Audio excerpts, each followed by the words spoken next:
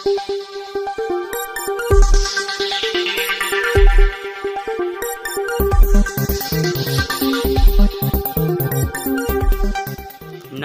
तहलका खबर news channel पर आप सभी का स्वागत है। इस वक्त की बहुत बड़ी ब्रेकिंग न्यूज निकल कर आ रही है। झारखंड में कैबिनेट की बैठक हुई, मंत्रिपरिषद की बैठक हुई, जिसमें महत्वपूर्ण फैसलों पर निर्णय लिया गया है। आइए क्या क्या फैसलों पर निर्णय लिया गया है आपको लिए चलते हैं। क्या क्या महत्वपूर्ण फैसला लिया गया है। कैबिनेट की बैठक हुई, इसमें बजट सत्र समेत 9 महत्वपूर्ण प्रस्तावों को हरी झंडी मिली। कैबिनेट ने 24 फरवरी से 27 मार्च के बीच बजट सत्र के प्रस्ताव को मंजूरी दी है। इसके अलावा झारखंड और शिक्षा सेवा के पूर्व में सृजित पदों के आलोक में वर्तमान आवश्यकता अनुसार पदों के चिन्हितीकरण की स्वीकृति दी गई। यानी बीओ की बहाली के लिए जितने पद पहले थे उसके अलावा जितना आवश्यकता है उनकी बहाली का प्रक्रिया शुरू की जाएगी। झारखंड के डीजीपी पुलिस बल प्रमुख के चयन एवं नियुक्ति नियमावली 2024 के गठन की स्वीकृति दी गई है। कैबिनेट ने 24 फरवरी से 27 मार्च के बीच बजट सत्र के प्रस्ताव को मंजूरी दी है। पुलिस महानिदेशक डीजीपी के चयन के लिए नाम निर्देशन समिति का गठन हाई कोर्ट के सेवानिवृत्त जस्टिस की अध्यक्षता में होगा। इस कमेटी में चीफ सेक्रेटरी यूपीएससी द्वारा नामित मेंबर, जेपीएससी अध्यक्ष या उनके द्वारा नामित मेंबर, सेवानिवृत्त डीजीपी इस कमेटी के सदस्य होंगे। साथ ही गृह विभाग के सचिव, प्रधान सचिव या अपर मुख्य सचिव कमेटी के सदस्य सचिव होंगे।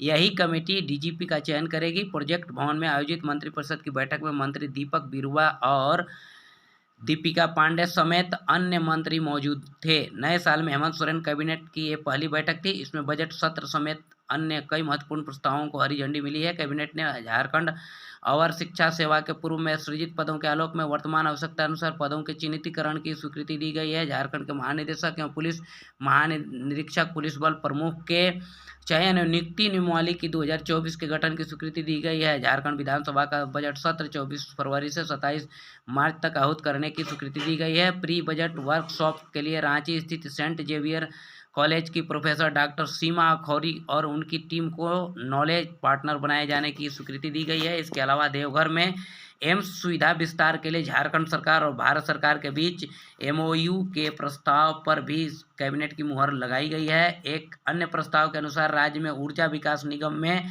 एमडी और निदेशकों की नियुक्ति की नियमावली में भी संशोधन किया गया है। इसके तहत निदेशक की रिटायरमेंट की उम्र सीमा 65 वर्ष करने की स्वीकृति दी गई है। निगम के वर्तमान निदेशक को 31 मार्च 2025 तक के लिए सेवा विस्तार दिया गया है। इसके अलावा गढ़वा में विशेष न्यायालय के गठन के प्रस्ताव को भी मंजूरी दी गई है।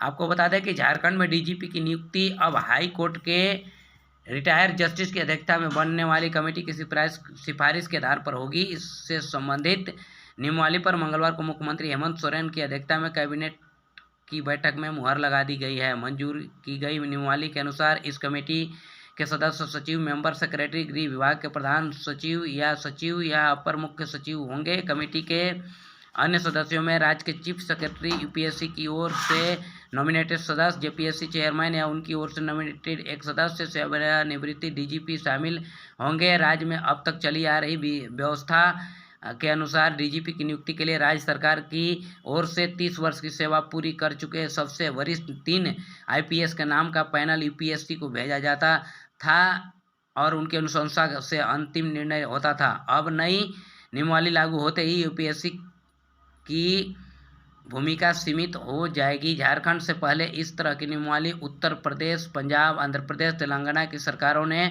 भी लागू की है। इस नियमावली में प्रावधान किया गया है कि डीजीपी के पद के लिए सामान्य रूप से 2 वर्ष के लिए नियुक्ति होगी। इस पद के लिए उन्हीं आईपीएस के नाम पर विचार किया जाएगा जिनका सेवानिवृत्ति में कम से कम 6 माह बाकी हो।